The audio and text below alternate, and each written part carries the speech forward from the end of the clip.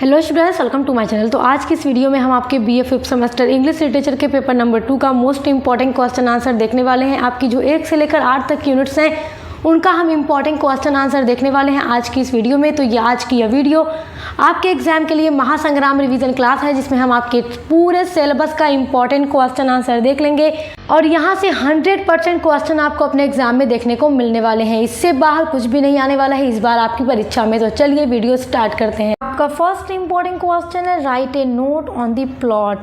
देखो प्लॉट क्या होता है, इस पर क्वेश्चन आपका ज़रूर पूछेगा और जितने भी आपके शॉर्ट क्वेश्चन आंसर आएंगे वो हम आज की वीडियो में कवर कर लेंगे। देखो प्लॉट क्या होता है ये कई बार मैं आपको बता चुकी हूँ। आप 4 सेमेस्टर तक पढ़ते आ चुके हैं हमारे साथ इंग्लिश लिटरेचर, तो मैंने आपको पूरा समझा दिया है। अगर ये शॉर्ट में पूछ दे तो आप कैसे लिखेंगे। ए plot is a narrative of events. देखो नरेटिव मतलब होता है कथानक, इवेंट्स मतलब घटनाओं का।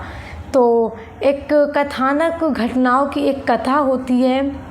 The emphasise falling on causality, the king died and then the queen died of grief is a plot. देखो प्लॉट क्या होता है, जिसमें राजा की मृत्यु हो जाती है और उसके बाद रानी की दुख से मृत्यु हो जाए अगर, तो इसी चीज़ पर जोर दिया जाता है। तो ये क्या होता है, ये प्लॉट होता है। प्लॉट का मतलब होता है कि इसकी स्टोरी देखो यहाँ से अगर शुरू हो रही है तो एक सीक्वेंस में जितने भी घटनाएं स्टोरी में हो रही हैं फिर यहाँ पर आकर स्टोरी एंड हो जाती है। तो एक सीक्वेंस में जितने भी इवेंट्स होते हैं स्टोरी के अंदर, नॉवेल के अंदर, वो प्लॉट कहा जाता है। तो आई होप आप समझ गए होंगे। वैसे भी क्लासेस करा दी है तो आपको परेशान होने वाली कोई बात है ही नहीं। अगला आपका क्वेश्चन है, right the kinds of plot. Plot के काइंड्स क्या हैं। देखो वेरी शॉर्ट में ना ऐसे ही क्वेश्चन पूछे जाएंगे। तो प्लॉट्स के काइंड्स यानी प्रकार कितने हैं, तो इसका आंसर होगा आपका नॉवेल्स प्लॉट में be divided into 2 kinds. Novel का जो प्लॉट होता है वो 2 भागों में बांटा जाता है। फर्स्ट है a simple plot and second है ए कॉम्प्लेक्स प्लॉट, यानी कि एक सिंपल प्लॉट होता है जो बहुत ही सिंपल होता है, दूसरा कॉम्प्लेक्स प्लॉट होता है किसी भी नॉवेल का। थर्ड आपका इंपॉर्टेंट क्वेश्चन है, what is the structure of plot. This is very important question. देखिए ये क्वेश्चन आपके लिए बहुत इंपॉर्टेंट है। What is the structure of plot. Plot का स्ट्रक्चर क्या होता है। देखो ये तो सबसे पहले ही मैं आपको पढ़ा चुकी हूँ जब आप लोग फर्स्ट सेमेस्टर में थे, बीए फर्स्ट सेमेस्टर में इंग्लिश लिटरेचर में पढ़ा चुकी हूँ। देखो प्लॉट का जो स्ट्रक्चर होता है उसमें ना the parts of the plots are exposition. Exposition मतलब स्टार्ट होना, शुरू होना, rising action, climax, falling action and resolution. देखो किसी भी स्टोरी नॉवेल के प्लॉट में क्या होता है, देखो exposition, rising action, climax, falling action and resolution, ये 5 इंपॉर्टेंट स्ट्रक्चर होते हैं। इन्हीं 5 स्ट्रक्चर से मिल करके प्लॉट बनता है। एक्सपोजिशन का मतलब स्टोरी की शुरुआत होना।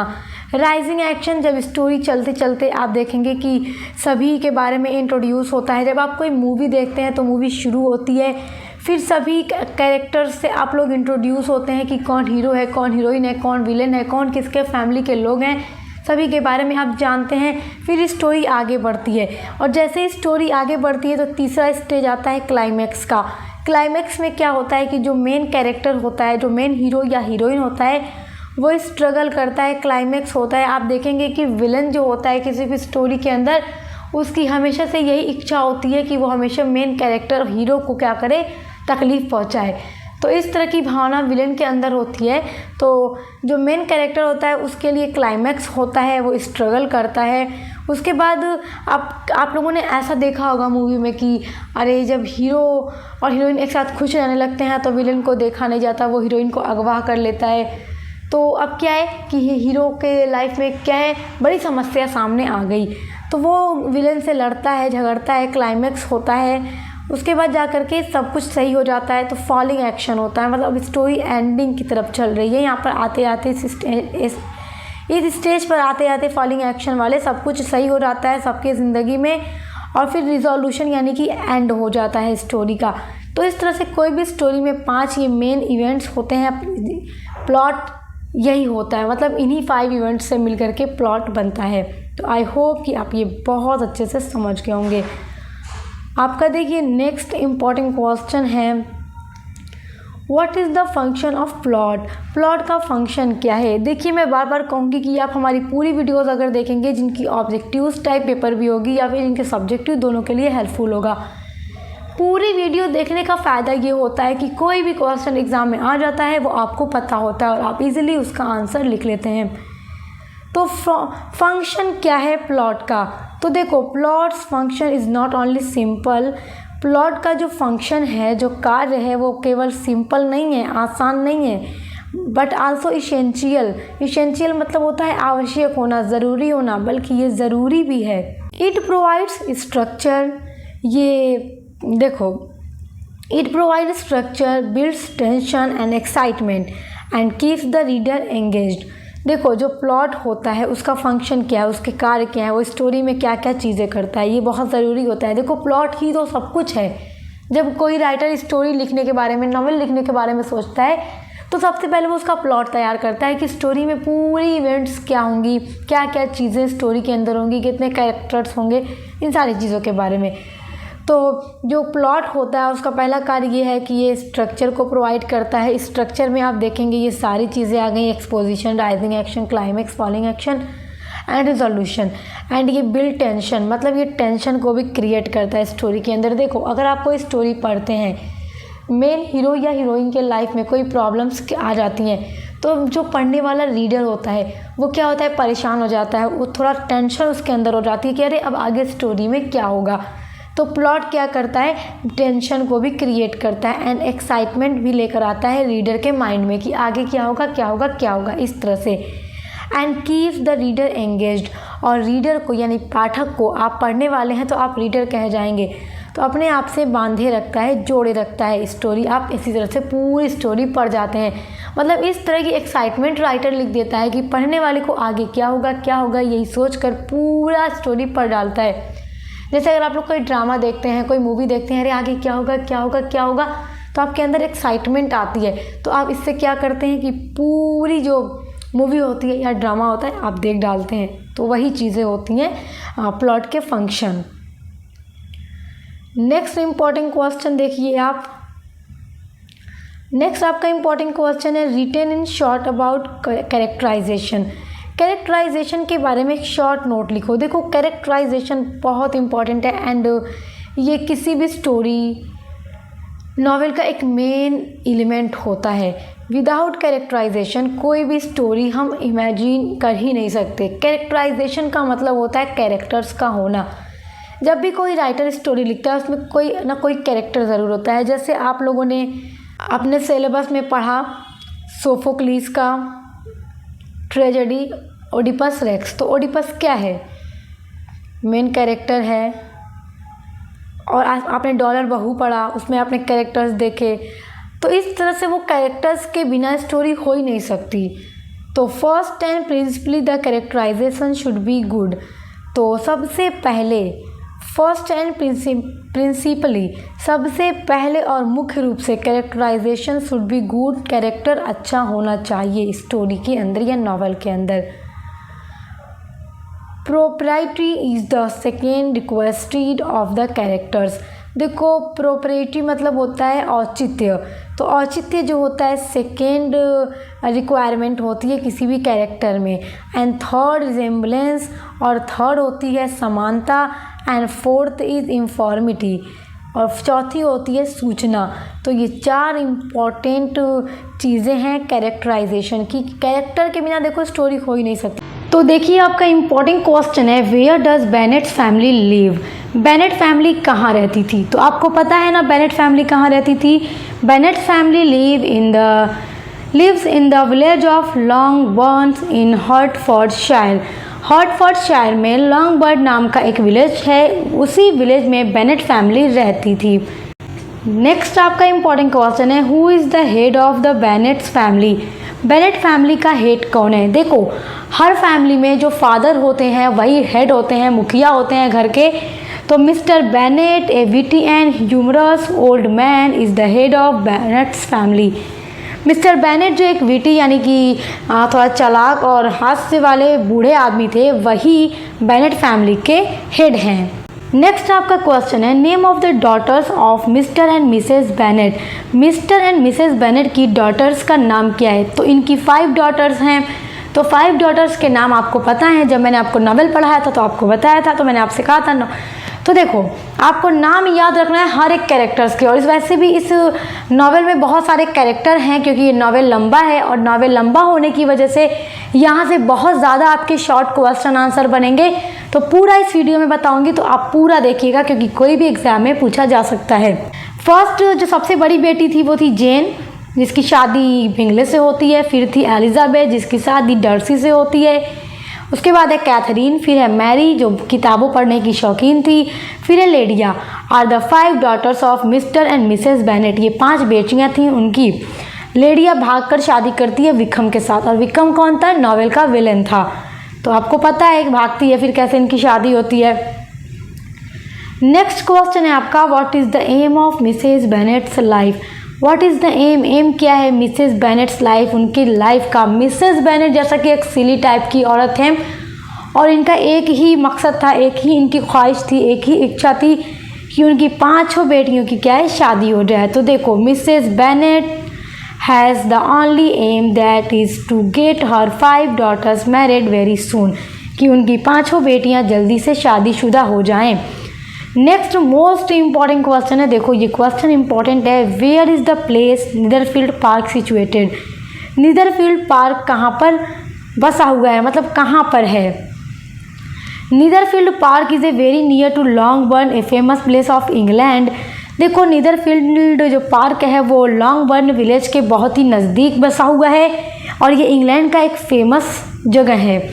Important event takes place at Netherfield Park, और इस नावल में बहुत सारे इंपॉर्टेंट इवेंट्स ऐसे हैं जो नीदरफील्ड पार्क में हुए थे। आपका नेक्स्ट इंपॉर्टेंट क्वेश्चन है ये आपका most how does the theme of love and marriage take place in the novel.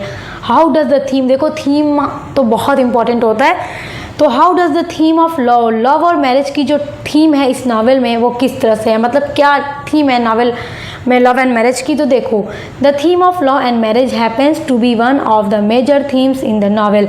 इस नावल की मेजर थीम है लव एंड मैरिज, प्यार और शादी, through 5 marriages, 4 new ones and 5th one. 5 marriages यानी 5 शादियां हैं इसमें, 5 शादियां होती हैं इसमें, 4 न्यू शादी होती है, and a 5th one. Jane Austen tries to define good and bad reason for marriage. और जेन ऑस्टेन जो कि नावलिस्ट हैं, जिन्होंने इस नावल को लिखा है, वो ट्राइज करती हैं, कोशिश करती हैं डिफ़ाइन करने की बहुत ही अच्छे तरीके से गुड और बैड रीज़न, अच्छे और बुरे कारण शादी के। किसी की शादी भाग कर हुई तो उसके बारे में दिखाया गया, किसी की अच्छे से हुई, कुछ मिसअंडरस्टैंडिंग क्रिएट हुई जो नावल के एंड में ख़त्म हुई, तो सब कुछ के थ्रू नावलिस्ट ने लव एंड मैरिज की थीम को मेजर थीम रखा है। Charlotte Lucas and mister Collins, इनकी शादी हुई, ये भी न्यू कपल थे। लीडिया एंड विकेम जो भाग कर शादी करते हैं, ये दूसरा मेन कपल है। जेन एंड बिंगले, नावल के एंड में इनकी शादी होती है, ये तीसरा कपल है। And Elizabeth and Darcy are 4 newly weds, ये सब नए नए शादीशुदा हैं। The old marriage to be discussed is that of Mr and Mrs Bennet, और जो पुराने मैरिज हैं, मतलब जो पुराने शादीशुदा लोग हैं इस नावल में, जहाँ से नावल की शुरुआत होती है, वो हैं मिस्टर एंड मिसेस बेनेट। अब इम्पोर्टेंट क्वेश्चन है, who is telling the story. Story को टेल कौन कर रहा है, स्टोरी को बता कौन रहा है। तो जीन लुइस फिंच, जिसको स्काउट फिंच भी कहा जाता है, इस स्टोरी में इसको स्काउट ही कहा गया है, इसका real name Jean Louise Finch है। इस टेलिंग द स्टोरी, ये स्टोरी को नरेट करती है, इसी के पॉइंट ऑफ व्यू से स्टोरी बताई गई है। ये 6 साल की बच्ची है जो अपने पूरी स्टोरी को नरेट कर रही है। चलो अब नेक्स्ट आपका क्वेश्चन है, what happened when Arthur Radley was a teen. क्या घटित होता है व्हेन, जब आर्थर रेडली वॉज टीन, जब आर्थर रेडली किशोर था, टीनेजर था, तब उसके साथ क्या होता है। देखो, आर्थर रेडली जो था वो पड़ोसियों ने इसे देखा नहीं था, ये घर के बाहर निकलता ही नहीं था, तो मतलब आखिर क्यों, क्या इसके साथ हुआ था कि घर से बाहर निकलना ही छोड़ दिया। वेन आर्थर रेडली, जिसको बू रेडली भी कहा गया है, वॉज ए टीन, जब ये किशोर था, he was hanging out with the wrong crowd, वह गलत भीड़ के साथ घूम रहा था।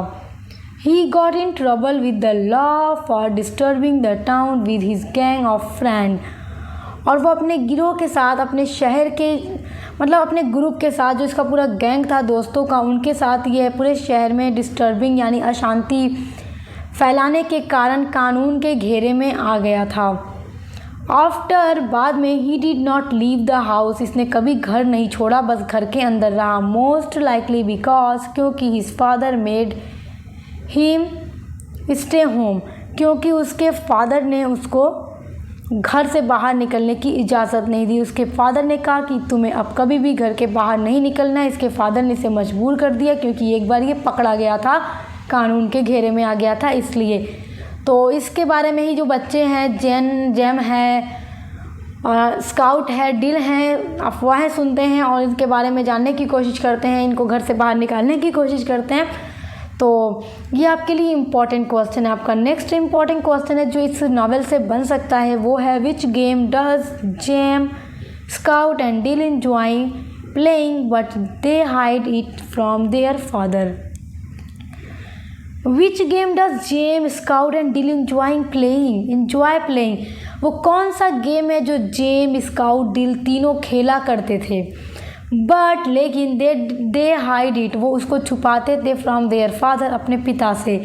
मतलब एक ऐसा कौन सा गेम है जो स्काउट, जेम और डिल तीनों खेला करते थे मगर अपने फादर मिस्टर एटिकस से छुपाते थे। देखो, डिल इनका भाई नहीं है, इनका दोस्त है। जेम और स्काउट भाई बहन हैं।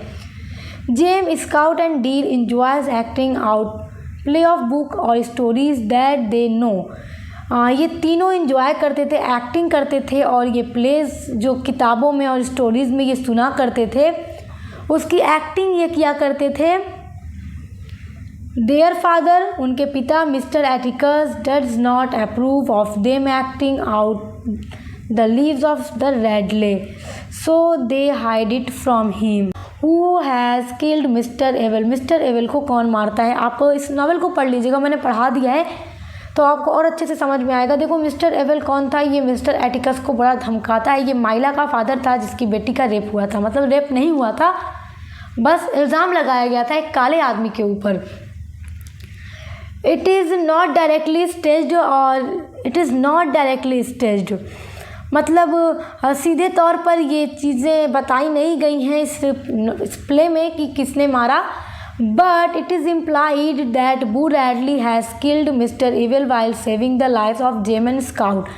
हाँ, बट ये बात इसमें दिखती है कि बू रैडली इसको मार देता है जब ये बचाता है जेम और स्काउट को। जेम और स्काउट मिस्टर एटिकस के बेटा बेटी हैं और मिस्टर एविल इनके बेटा और बेटी को रात में अटैक करता है मारने के लिए, क्योंकि ये इनके फादर को धमकी देता है, तो इसलिए उनके बेटों पर बेटियों पर हमला कर देता है। तो बू रैडली रात में आकर के बचाता है और मिस्टर एविल को मार देता है। ये पूरी तरह से तो नहीं बताया गया कि मरता कैसे है, लेकिन यही दिखाया गया कि बू रैडली मारता है। हाउएवर, हालांकि फॉर रैडली सेक, लेकिन रैडली ये कहता है तो ऑफिशियल रिपोर्ट में, जो ऑफिशियल रिपोर्ट है उसमें कहता है that mister Ewell falls on his own knife and dies, कि मिस्टर एविल जो थे अपने खुद के चाकू पर गिर जाते हैं और इनके चाकू पेट में लगता है और ये खुद मर जाते हैं। तो जब ये बू रैडली दोनों बच्चों को बचा रहा था मिस्टर एविल से, जो कि अच्छा आदमी नहीं था, उसे बचा रहा था जब, तो हाथापाई होती है बू रैडली और मिस्टर एविल में, तो मिस्टर एविल मारा जाता है। नेक्स्ट आपका इम्पॉर्टेंट क्वेश्चन है, who is Calpurnia and what is her role in the family. Calpurnia कौन है and what is her role in the family, और फिंच फैमिली में उसका क्या रोल है। मोस्ट इम्पॉर्टेंट क्वेश्चन है। Calpurnia works for the Finch family as a cook. Calpurnia काम करती है फिंच फैमिली में एज ए कुक। देखो, बच्चों की माँ जो थी वो मर चुकी थी, जेम और स्काउट की, बच्चे छोटे थे, इनकी देख रेख करने के लिए मिस्टर एटिकस ने एक मेड सर्वेंट रखा जो खाना भी बनाती थी, बच्चों की परवरिश भी करती थी। अच्छी खासी औरत थी बट ब्लैक थी, और फिंच फैमिली वाइट थे, बट फिर भी ये पूरी फैमिली की तरह इस फिंच फैमिली में रहती थी। She helps the family anyway, वो फैमिली की, फिंच फैमिली की हमेशा मदद करती थी। She can and provides a motherly presence for the children, वो एक माँ के जैसा प्यार उन बच्चों को देती है। बच्चों को जैसा माँ का प्यार चाहिए उस तरीके का प्यार ये बच्चों को देती है। जेम और स्काउट को माँ की तरफ प्यार करती है। नेक्स्ट इंपॉर्टेंट क्वेश्चन है what is the father's Atticus occupation. What is the father's occupation, या पूछ सकता है what is the Atticus occupation. Occupation मतलब होता है व्यवसाय, तो व्यवसाय क्या है मिस्टर एटिकस का। Atticus is an elected lawyer for the state legislature. राज्य विधायिका के लिए, स्टेट लेजिस्लेचर मतलब राज्य विधायिका के लिए ये एक लॉयर चुने गए हैं और ये एक लॉयर है। एटिकस राज्य विधानमंडल के लिए एक निर्वाचित वकील है। इनका जो ऑक्यूपेशन है क्या है कि ये लॉयर हैं। नेक्स्ट इंपॉर्टेंट क्वेश्चन है with whom does Jem Scout and Dill sit during Tom's trial. With whom does Jem Scout and Dill, ये तीनों जो बच्चे हैं किसके साथ बैठते हैं ड्यूरिंग दौरान टॉम्स ट्रायल। टॉम आदमी है, ट्रायल मुकदमा जब चल रहा है, जब मुकदमा चल रहा है टॉम के ऊपर, तो मुकदमे को देखने के लिए, केस को देखने के लिए जेम स्काउट और डील किसके पास बैठते हैं। जैसा कि ये लोग वाइट थे और इनका फादर एक ब्लैक आदमी को बचाने की कोशिश कर रहा था कोर्ट में, तो इसलिए पूरी वाइट कम्युनिटी इन बच्चों के और इनके फादर के खिलाफ थी। तो उस टाइम पूरे ब्लैक कम्युनिटी के लोग इन बच्चों के साथ थे, तो इसलिए they sit in the balcony with रिवर्स साइक्स। ये बच्चे रेवरेंड साइक्स के साथ बालकनी में बैठते हैं और वो बालकनी जो थी ब्लैक लोगों की थी। The leader of Calpurnia's church during Tom's trial.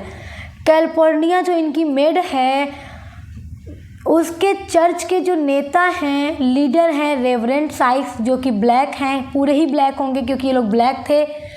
तो उन्हीं के साथ ये तीनों बच्चे बैठ करके टॉम के ऊपर चल रहे केस को देख रहे। अगला इंपॉर्टेंट क्वेश्चन देखिए हु इज़ लूसी। लूसी कौन है। देखिए ये क्वेश्चन बहुत ज़्यादा इम्पॉर्टेंट है क्योंकि देखिए लूसी जो है प्ले की यानी कि नॉवेल की हीरोइन है। तो नॉवेल की जो हीरोइन होती है या जो हीरो होते हैं वो क्वेश्चन तो ज़रूर एग्ज़ाम में दिया जाता है, तो इसलिए आप लोग इसको एकदम अच्छे से याद कर लीजिए, स्क्रीनशॉट कर लीजिए। Lucy MANET is a young French women who grew up in England. Lucy MANET एक जवान फ्रांसीसी महिला है जो लंदन में पली बड़ी है। इंग्लैंड में, इंग्लैंड के लंदन में ये पली बड़ी है। She was raised as a ward of Tellson bank because her parents are assumed dead. देखिए जो लूसी थी, जो लूसी है इस नावल में, उसका पालन पोषण टेल्सन बैंक के एक वार्ड के रूप में किया गया है क्योंकि ये एज्यूम कर लिया गया था, ये मान लिया गया था कि जो इनके पेरेंट्स हैं वो मर चुके हैं, उनकी मृत्यु हो चुकी है। क्योंकि ये 17 या 18 साल की लड़की है नावल में और इसके पिता पूरे 18 साल जेल में रहे, तो अब ये बच्ची छोटी थी और इसको मान लिया गया कि अब इसके माता पिता नहीं है, तो टेल्सन बैंक के वार्ड के रूप में इसका पालन पोषण लंदन में ही किया गया था। बट जब 18 साल कंप्लीट हो जाता है, उनके फादर को बैस्टिल किले से जब रिहा कराया जाता है, तब ये जानती है कि हाँ मेरे फादर जिंदा हैं। तब ये जाती है पेरिस अपने फादर को लेने के लिए। She is daughter of doctor MANET. ये डॉक्टर मैनेट की पुत्री है, बेटी है, and the heroine of the novel, और इस नॉवेल की हीरोइन है। अगला क्वेश्चन देखिए what is Dickens attitude towards the French revolution. French revolution के दौरान जो ये चार्ल्स डिकेंस हैं उनका क्या एटीट्यूड है। Charles Dickens a Tale of Two Cities के राइटर हैं जिन्होंने ये नावल पूरा लिखा है। तो फ्रेंच रिवॉल्यूशन यानी फ्रांस की क्रांति के बारे में इन्होंने क्या लिखा, क्या दिखाया है अपने इस नावल के थ्रू। देखिए Dickens attitude toward the French Revolution is that he favours the French Revolution with some contradictions. देखिए फ्रांसीसी क्रांति के प्रति जो उनका दृष्टिकोण है वह यह है कि वे कुछ विरोधाभास के साथ फ्रांसीसी क्रांति के पक्षधर में हैं। He support the revolutionary cause but condemns the way of revolution is conducted. वह क्रांतिकारी उद्देश्य का समर्थन तो करते हैं लेकिन क्रांति का जो तरीका है उसकी वो निंदा करते हैं। डिकेंस उस तरीके की निंदा करते हैं। He criticized the evil of the revolutionaries वह क्रांतिकारियों की बुराई की आलोचना भी करते हैं। What is the short summary of Dollar बहू। आपको एक बात बता दूं कि डॉलर बहू की जो थीम है या फिर जो इसके टाइटल के ऊपर आपसे क्वेश्चन पूछता है कि right A note on title of Dollar बहू या फिर right A theme of Dollar बहू, ये जो क्वेश्चन आपसे पूछता है उसके ऊपर मैंने एक वीडियो अपलोड कर दी है, तो आपको प्लेलिस्ट में मिल जाएगी, तैयार कर लीजिएगा क्योंकि थीम आपसे ज़रूर पूछेगा। अगर आपसे पूछ दे what is the short summary क्या है डॉलर बहू नॉवेल की, तो आपको अपना आंसर किस तरह से लिखना होगा, तो बहुत ध्यान से अपने आंसर को देखिएगा। डॉलर बहू narrates the story of Vinuta. Dollar बहू ये जो स्टोरी है विनुता की स्टोरी बताती है। A simple girl and orphan looked after by her uncle and aunt, जो कि बहुत ही सिंपल लड़की है और एक अनाथ लड़की है। ऑर्फन मतलब होता है अनाथ लड़की, ऑर्फन मतलब होता है अनाथ, तो ये लड़की अनाथ होती है और ये बहुत ही सीधी सादी सिंपल और अच्छी लड़की होती है विनुता। इसी की स्टोरी इसमें दिखाई जाती है। लेकिन डॉलर बहू जो टाइटल है वो विनुता के लिए नहीं होता, बल्कि इसकी जेठानी जमुना के लिए होता है, क्योंकि उसका हस्बैंड डॉलर कमाता है अमेरिका में रह के। तो ये जो कि अनाथ थी, इसलिए इसकी जो देख रेख करते थे उसके अंकल और आंटी करते थे। She is married to Girish. Vinuta की शादी गिरीश से कर दी जाती है। ए सिंपल बैंक क्लर्क, और गिरीश एक बहुत ही सिंपल सीधा साधा आदमी है जो कि बैंक में क्लर्क है। हु अट्रेटली ओबेज हिज मदर, जो अपनी माँ की पूरी आज्ञा मानता है, अपनी माँ का बहुत सम्मान करता है। But Vinuta's mother in law Gowramma never acknowledges her selfless attitude and Vinuta stays silent. लेकिन जो विनुता की सासू मॉम है, जो मदर इन लॉ है जिनका नाम है गौरम्मा, नेवर एक्नॉलेजेस मतलब होता है स्वीकार न करना, तो ये कभी एक्सेप्ट नहीं करती है हर सेल्फलेस एटीट्यूड, इसका जो निस्वार्थ रवैया है। गौरम्मा कभी भी अपने निस्वार्थ रवैये को स्वीकार नहीं करती है और विनुता चुपचाप रहती है, कुछ भी नहीं कहती। इसकी सास इसे हमेशा इग्नोर करती है, इसको प्यार भी नहीं करती। इसी के सामने इसकी जेठानी की तारीफ़ करती है, मगर बेचारी सब कुछ सह जाती है। लेकिन एंड में इसकी सास को इसके प्यार का एहसास हो ही जाता है कि मेरी बहू बहुत अच्छी है और डॉलर बहू अच्छी नहीं है। पूरी स्टोरी पढ़िएगा, पूरी नॉवेल मैंने आपको पढ़ाई है। चलिए अगला क्वेश्चन देखते हैं जो कि बहुत इंपॉर्टेंट है। Who are the characters of Dollar Bahu. Dollar Bahu में कौन कौन से कैरेक्टर्स हैं, तो नॉवेल पढ़ाया था तो मैंने आपको बताया था, तो ये क्वेश्चन बहुत इंपॉर्टेंट है, ये कैरेक्टर्स ज़रूर पूछेगा। Dollar Bahu is the story of the Gouramma. Dollar Bahu में गौरम्मा की कहानी दिखाई जाती है। एंड रिच बहू जमुना, और गौरम्मा की एक बहू है, रिच है, बहुत अमीर है, उसका नाम है जमुना, उसकी कहानी इसमें है। पूरा पढ़ेंगे, बड़ा अच्छा है। एंड हर अदर सिंपलेटन बहू विनुता। तो डॉलर बहू जो स्टोरी है, जो नॉवेल है, ये एक सास है इसमें गौरम्मा, उसकी कहानी है, उसकी दो बहुओं की कहानी है। बड़ी बहू है जमुना, दूसरी है विनुता। विनुता बहुत ही सिंपल लड़की है। Gouramma is a greedy mother of 3 children, Chandru, Girish and Surabhi. Gouramma एक ग्रीडी और लालची माँ है, 3 बच्चों की माँ है। चंद्रू बड़ा बेटा है, गिरीश छोटा बेटा है, सुरभि एक बेटी है। चंद्रू की बीवी है जमुना, गिरीश की बीवी है विनुता। चंद्रू अमेरिका में रहकर कमाता है, गिरीश बैंक में क्लर्क है, इसलिए इसका और इसकी बीवी का मान जान कम है अपने घर पर।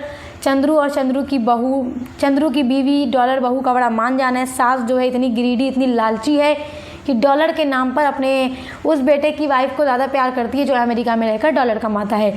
Living in a small house in Bangalore with her husband Shamanna, और ये एक छोटे से घर में बैंगलोर में रहती है अपने फैमिली के साथ। उसके हस्बैंड का नाम है शामन्ना। तो ये सारे इसमें कैरेक्टर हैं। गौरम्मा और शामन्ना सास ससुर हैं, सुरभि बेटी है, गिरीश चंद्रू बेटा हैं, जमुना और विनुता बहू हैं। ये सब इसके कैरेक्टर्स हैं। अगला इम्पॉर्टेंट क्वेश्चन देखिएगा। What are the themes of the Dollar Bahu by Sudha Murty. इसकी थीम क्या है। शॉर्ट में थीम पूछ दे तो आप अपना आंसर यही लिखिएगा। लॉन्ग में थीम पूछेगा तो लॉन्ग क्वेश्चन आंसर की वीडियो मैंने ऑलरेडी अपलोड कर दी है, क्योंकि थीम कभी कभी शॉर्ट में पूछता है, कभी कभी लॉन्ग में पूछता है। तो लॉन्ग वाला क्वेश्चन आंसर मैंने अपलोड कर दिया है। शॉर्ट में पूछेगा तो आप किस तरह लिखेंगे थीम, चलिए देखिए। She realises the significance of her mother land and living in a joint family. तो जो गौरम्मा है उसको रियलाइज़ होता है सिग्निफिकेंस यानी महत्व ऑफ हर मदरलैंड यानी अपनी मातृभूमि इंडिया का, and living in a joint family और अपने जॉइंट फैमिली का, क्योंकि वो अमेरिका को ज़्यादा अच्छा समझती थी मोर देन इंडिया, कि वहाँ की लाइफ स्टाइल लग्जरी लाइफ बहुत अच्छा है। और जब वो अमेरिका जाती है और उसकी जमुना बहू जो थी वो उसके साथ अच्छा बिहेव नहीं करती, तब उसे अपने मदरलैंड की याद आती है और अपने जॉइंट फैमिली की उसको सिग्निफिकेंस समझ आता है। The dehumanizing effects of globalisation on the traditional India psyche, greed for money. तो इस प्रकार भारतीय मानस पर धन की लालसा और ग्लोबलाइजेशन यानी वैश्वीकरण का अमानवीय प्रभाव पड़ता है। The crumbling domestic relation in India and Indians and east-west confrontation are the major themes in the novel dollar बहू। और भारत के टूटते घरेलू जो रिलेशन है, crumbling domestic relation in India and Indians, Bharat के लोगों के जो घरेलू टूटते संबंध हैं, और पश्चिम पूर्व ईस्ट वेस्ट पूर्व टकराव इस नावल के मेजर थीम हैं कि किस तरह से इंडिया के बाहर की जो फॉरेन लैंड है, विदेशी जो दुनिया है, वहाँ पर किस तरह भारतीय लोगों के रिलेशन एक दूसरे से टूटे हुए हैं, कमज़ोर हुए हैं। तो ये सब कुछ जब गौरम्मा अमेरिका जाकर देखती है तब उसे अपने मदरलैंड का ख्याल आता है, अपने इंडिया का याद आता है और अपने जॉइंट फैमिली सिस्टम उससे याद आता है और उसे वो सब कुछ अच्छा लगने लगता है और उसे अपनी गलती का एहसास हो जाता है। आइए अब नेक्स्ट क्वेश्चन देखते हैं। What is the conclusion of the fiction Dollar Bahu? This is very important question, 100% ये क्वेश्चन आपके एग्जाम के लिए इम्पॉर्टेंट है कि कॉन्क्लूज़न क्या है इस फिक्शन का। फिक्शन मतलब होता है नॉवेल कहिए या फिक्शन कहिए। तो डॉलर बहू नॉवेल का या फिक्शन का कॉन्क्लूज़न क्या है? The fiction concludes on a note of regret and penance where Gowramma the mother in law and Vinuta realises the invincible dollar had fallen. चलिए, द फिक्शन कॉन्क्लूड्स, इस फिक्शन का जो कॉन्क्लूज़न है वो यही है कि गौरम्मा जो है, सासू मॉम जो थी विनुता की, वो रियलाइज़ करती है और उसे रिग्रेट होता है, पश्चाताप होता है और उसको बहुत अफसोस होता है अपनी गलती का। Mother in law of Vinuta realises that the invisible dollar has fallen. और विनुता की जो सासू मॉम गौरम्मा है वो रियलाइज़ करती है दैट द इनविजिबल डॉलर, जो अदृश्य डॉलर है, कि वो गिर चुका है। यही बात जो है, ये पूरा जो सेंटेंस है the invisible dollar has fallen, ये गौरम्मा का एक लास्ट सेंटेंस है जिस पर ये पूरा नावल एंड होता है कि जिस डॉलर की वजह से वो अपने बहू को ज़्यादा प्यार करती थी, जमुना को, तो जब जमुना उसके साथ मिसबिहेव करती है तब उसे याद आता है अपने विनुता के बारे में और तब वो कहती है कि इनविजिबल डॉलर हैज़ फॉलन, की अदृश्य डॉलर अब गिर चुका है, and that she has never valued the pure gold that she possessed in the form of her a pure soul of her daughter in law Vinuta.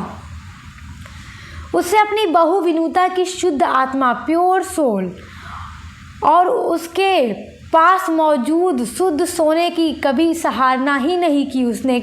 तब उसे याद आता है कि उसने आज तक कभी भी उस सोने की कीमत नहीं समझी जो उसकी बहू के पास है, जो उसकी बहू विनुता के पास है। उसने हमेशा उस प्योर गोल्ड को नज़रअंदाज किया, उसके प्यार की कीमत नहीं की। तो यही पूरा इस डॉलर बहू फिक्शन का कॉन्क्लूज़न है और सासू माम को अपनी गलती पर बहुत अफसोस भी होता है। तो सबसे पहले हम देखेंगे, आपका इम्पोर्टेंट क्वेश्चन है, define a picaresque novel. Picaresque novel क्या है? जब मैंने आपको यूनिट्स पढ़ाई थी तो आपको बताया था, a picaresque novel deals with episodic adventures of rogues. देखो, ये दुष्टों के महाकाव्यात्मक कारनामे दिखाते हैं। रोज का मतलब होता है जो बदमाश होते हैं, जो दुष्ट होते हैं, उनकी घुमक्कड़ी जीवन को इसमें दिखाया जाता है। मतलब वो एक स्थान से दूसरे स्थान पर घुमक्कड़ों जैसे जीवन गुजारते हैं, अपना उनका एक बसेरा नहीं होता। तो इस तरह के नावल को पिकारेस्क नावल कहा जाता है। से आपका अगला इम्पोर्टेंट क्वेश्चन है, what is the source of the picaresque novel for English writers. English writers के लिए पिकारेस्क नावल के क्या क्या सोर्स हैं, यानी किन सोर्स के through English writers picaresque novel लिखते थे। फॉर द इंग्लिश राइटर्स के लिए the source of the picaresque novel, picaresque novel के लिए जो सोर्स है is the Spanish literature during the Renaissance. Spanish literature से ही पिकारेस्क नावल निकल कर आया है। देखो स्पेन में ही सबसे पहले पिकारेस्क नावल को लिखा गया था और इंग्लिश राइटर्स को पिकारेस्क नावल का जो सोर्स मिला है वो स्पेनिश लिटरेचर से ही मिला है और रेनेसा के टाइम पर मिला है। जब यूरोप में पुनर्जागरण हुआ था, रेनेसा हुआ था, तो उस टाइम पर इंग्लिश राइटर्स को स्पेनिश लिटरेचर से पिकारेस्क नावल के सोर्स मिले थे। आपका नेक्स्ट इम्पॉर्टेंट क्वेश्चन है, when are the picaresque novels first written in English. Picaresque novel सबसे पहली बार इंग्लिश में कब लिखी गई। फर्स्ट ऑफ ऑल, सबसे पहले the picaresque novels are written in English during the Renaissance 1578 to 1625। देखो सबसे पहले जो पिकारेस्क नावल इंग्लिश में लिखी गई थी वो ड्यूरिंग रेनेसा, मतलब रेनेसा के दौरान लिखी गई थी। 1578 से लेकर 1625 ईस्वी के बीच में लिखा गया था पिकारेस्क नावल इंग्लिश में। तो ये क्वेश्चन आपके लिए वेरी वेरी इंपॉर्टेंट है। आपका अगला इंपॉर्टेंट क्वेश्चन देखेंगे, what is the power of Gothic novel. Gothic novel का पावर क्या है। देखो गोथिक नावल एक ऐसा नावल होता है जिसमें हॉरर एलिमेंट्स दिखते हैं, उसको गोथिक नावल कहते हैं। The power of the Gothic novels lies in its horror which is entertaining. Gothic novel का मतलब होता है उपन्यास, तो इसमें हॉरर एलिमेंट्स देखने को मिलते हैं, विच इज़ एंटरटेनिंग, जो एंटरटेनमेंट होते हैं, मनोरंजक होते हैं ऑडियंस के लिए, रीडर्स के लिए। आपका नेक्स्ट इम्पॉर्टेंट क्वेश्चन है, what is the fate of Gothic novel in the early 19th century. What is the fate of Gothic novel 19th century. देखो in the early 19th century, 19वीं शताब्दी की शुरुआत में, the English Gothic novel is, जो English Gothic novel है is incorporated in the historical romantic novel by sir Walter Scott. जो historical romantic novel थे उनमें शामिल है इंग्लिश गोथिक नॉवेल।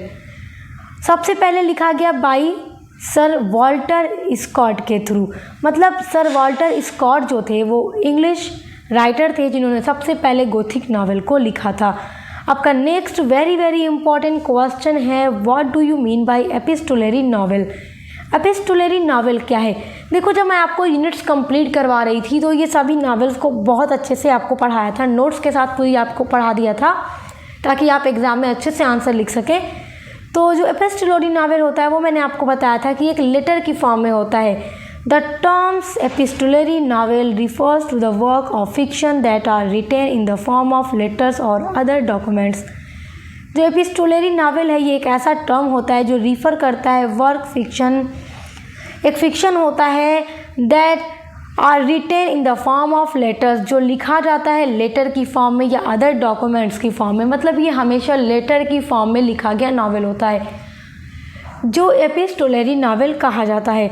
आपका next very very important question है आपका, what are the characteristics of epistolary novel. Epistolary novel के characteristics क्या हैं। अगर आपसे पेपर में पूछ दे what are the features of epistolary novel तो कंफ्यूज मत होइएगा, कैरेक्टरिस्टिक्स या फीचर पूछे तो बात एक ही है, विशेषताओं को पूछता है। Novels written in an epistolary format और ऑफन लेस डायलॉग ड्राइवन। देखो जो एपिस्टोलरी नावल लिखा जाता है एक ऐसे फॉर्मेट में लिखा जाता है जो हमेशा होता है लेस डायलॉग। लेस डायलॉग का मतलब कम संवाद होते हैं, इसमें जो बातचीत होती है कम होती है। With more emphasise on thought feelings and emotion, और इसमें विचारों पर भावनाओं पर अधिक जोर दिया जाता है। तो इस तरह का नावल जो होता है वो एपिस्टोलरी नावल होता है। देखेंगे ये क्वेश्चन भी बहुत इंपॉर्टेंट है। Describe the physical condition of the old fisherman Santiago. Describe the physical condition, physical मतलब शारीरिक, शारीरिक मतलब उसकी फिजिकल कंडीशन कैसी है उस फिशरमैन की, ओल्ड फिशरमैन की कंडीशन कैसी है फिजिकल। तो इसलिए आपसे पूछ सकता है क्योंकि इसकी फिज़िकल कंडीशन इसलिए पूछेगा क्योंकि यही मेन जो है कैरेक्टर है इस नॉवेल में, तो इसलिए आपसे ज़रूर पूछा जाएगा क्वेश्चन। देखते हैं Santiago the old fisherman is a widower. Santiago जो है एक विधुर है। विडोवर मतलब विधुर है, यानी इसकी वाइफ की डेथ हो चुकी है। ही इज़ थीन एंड गॉन्ट, वो पतला दुबला है। कैसा है? थीन मतलब होता है पतला, और गॉन्ट मतलब होता है दुबला, पतला दुबला है। रिंकल्ड यानी छुरियाँ, रिंकल मतलब क्या होता है? छुरियाँ। In the back of the neck, उसके बैक पर, गर्दन के पीछे झुर्रियाँ हैं। And has brown patches on his cheeks, और उसके गालों पर भूरे रंग के धब्बे हैं। His hands are heavily creased from handling heavy fish on cords, और उसके हाथ काफ़ी ज़ख्मी हो चुके हैं क्योंकि जवानी के दिनों में बहुत ज़्यादा मछलियाँ पकड़ा करता था। हिज आइज़ आर फ्रेश, लेकिन उसकी आँखें जो हैं फ्रेश हैं, चीयरफुल हैं और एंड अनडिफेटेड हैं। ही हैज़ स्ट्रॉन्ग शोल्डर, लेकिन उसका कंधा जो है, शोल्डर्स यानी कंधा स्ट्रॉन्ग है। मतलब ये बूढ़ा तो हो चुका है, लेकिन इसकी आंखों में एक उम्मीद है, इसकी आइज़ फ्रेश है, और इसे अभी भी लगता है कि ये बूढ़ा होने के बाद भी अपने जवानी के दिनों के जैसे ही मछलियाँ पकड़ सकता है, और वो ये हार भी नहीं मानता, और बीच समुद्र में ये जाता है मछलियाँ पकड़ने के लिए। ये बहुत बड़ी मछली पकड़ता भी है, मगर शार्क्स आ जाती हैं और उसकी मछली को खा जाती हैं, लेकिन ये आदमी कभी हार नहीं मानता मछलियाँ पकड़ने के लिए। तो फिज़िकल कंडीशन के बारे में पूछे तो आपको वेरी शॉर्ट में बस इतना ही लिखना होगा। आपका अगला इंपॉर्टेंट क्वेश्चन है, what is the story of the White Tiger written by Aravind Adiga. देखो अरविंद अडीजा का जो नॉवेल है द वाइट टाइगर आपके सिलेबस में, उसकी स्टोरी क्या है, तो शॉर्ट में ये आपसे ज़रूर पूछेगा। The story is about Balram. देखो ये स्टोरी पूरी बलराम के बारे में है। बलराम ही मेन कैरेक्टर है इस स्टोरी का, मेन प्रोटागोनिस्ट है, मेन हीरो है, और इसी के ऊपर ये टाइटल भी है the White tiger. Who comes from a poor Indian village, जो एक भारत के गरीब परिवार से आता है, ग्रामीण परिवार से आता है। मतलब ये एक गांव का लड़का है, गरीब है, इंडियन है, and uses his wits and cunningness to escape from poverty. Poverty मतलब होता है गरीबी, तो ये अपनी विट मतलब होता है बुद्धि को, और कनिंगनेस मतलब होता है चालाकी को। तो ही यूजेज, वो यूज़ करता है अपनी चालाकी और अपनी चतुराई को, टू एस्केप फ्रॉम पॉवर्टी यानी गरीबी से बाहर निकलने के लिए वो अपनी बुद्धि और चालाकी का प्रयोग करता है। और आपने देखा कि ये एक पुअर फैमिली से होते हुए भी इस नॉवेल के एंड में एक बहुत बड़ा एंटरप्रेन्योर बन जाता है। तो इसलिए शॉर्ट में आपसे पूछे तो आप ऐसे ही अपना आंसर लिखिएगा। आपका नेक्स्ट यहाँ से इम्पॉर्टेंट क्वेश्चन है, who is the hero in the White Tiger. इस वाइट टाइगर में मेन हीरो कौन है? Balram the protagonist in the novel. Balram जो है प्रोटागोनिस्ट है इस नॉवेल में। Work his way out of his low special caste and overcome the social obstacle that limits his family in the past. तो देखो उन्होंने मतलब कि वर्क किया, अपनी सामाजिक जाति के अनुसार इसने काम भी किया, और जितनी भी सामाजिक बाधाएं हैं उन सब पर इसने काबू भी पाया, और जो अतीत में उनके परिवार जहाँ तक सीमित था उससे वो बाहर भी निकलता है। मतलब that limits his family in the past, मतलब पास्ट में उसके फैमिली के ऊपर जो सीमित मतलब कि बाधाएं थी, सीमित था उसका फैमिली, गरीब थी, तो वो उससे बाहर भी निकलता है। पहले तो ये अपनी फैमिली के लिमिटेशन के अकॉर्डिंग ही काम करता है, लेकिन फिर ये बाहर निकलता है, काम करता है, एंटरप्रेन्योर भी बन जाता है। आपका अगला इंपॉर्टेंट क्वेश्चन है यहाँ से, what is the message of novel the White tiger. This is very important question. देखो ये क्वेश्चन इसलिए पूछा जाएगा कि इस नॉवेल का मैसेज क्या है, और जब कोई नॉवेल मैसेज देता है तो उस मैसेज के बारे में या मोरल लेसन के बारे में आपके एग्जाम में क्वेश्चन ज़रूर दिया जाता है। बलराम्स जर्नी शोज, बलराम की जर्नी यह दिखाती है कि आज हमें that globalisation can result in the poor and oppressed being further exploited. देखो एक्सप्लॉइटेड मतलब होता है ना जो शोषण होता है। तो बलराम की जो जर्नी है वो हमें यह दिखाती है कि ग्लोबलाइजेशन के परिणाम स्वरूप हम जैसे ग्लोबलाइजेशन जब हुए हैं उसके बाद ये रिजल्ट निकला है कि जो गरीब लोग हैं, जो उत्पीड़ित लोग हैं, उनके ऊपर अधिक शोषण हो रहा है। बट लेकिन can also offer an opportunity for those can enough to work out how to use it. लेकिन यह उन चतुर लोगों के लिए एक अवसर भी प्रदान करता है कि वे इसका उपयोग कैसे करें। मतलब शोषण हो रहा है, लेकिन अगर कोई इंसान चतुर है, चालाक है, तो वो अपनी चतुराई का यूज़ करके उनसे बाहर भी निकल सकता है। जैसे बलराम का जो जीवन था एक गरीब ग्रामीण परिवार से था, एक कास्ट सिस्टम इसके अंदर दिखाया गया है, मगर फिर भी उन सब से बाहर निकल कर एक बड़ा एंटरप्रेन्योर ये बनकर दिखाता है। तो यही मैसेज हमें ये नॉवेल देता है कि मतलब ये सारी चीज़ें जो हैं सोसाइटी के अंदर, शोषण वगैरह, मगर इससे बाहर भी अगर इंसान कुछ करना चाहे तो कर सकता है, और ये नावल हमें यही मैसेज देता है। आपका नेक्स्ट क्वेश्चन है, how does kill Ashok in the novel the White tiger. The White Tiger में अशोक को कौन मारता है? Balram kills Ashok with A broken of bottle.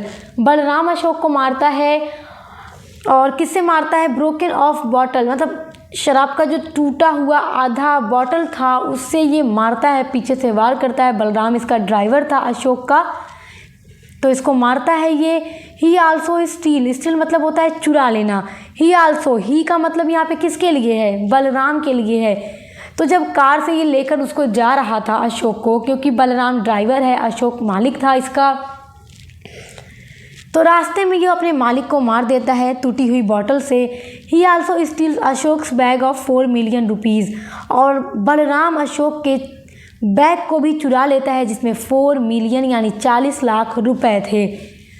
और उसके बाद ही ये आता है अपने शहर में, अपना काम धंधा स्टार्ट करता है और बड़ा एंटरप्रेन्योर भी बन जाता है। तो ये सारे इंपॉर्टेंट क्वेश्चन आपके हैं, आप इन सभी को तैयार कर लीजिएगा, और बाकी वीडियोस के लिए भी आप प्लेलिस्ट में चेक कर लीजिएगा। आपको अपने हर फिक्शन से इंपॉर्टेंट क्वेश्चन आंसर मिल जाएंगे।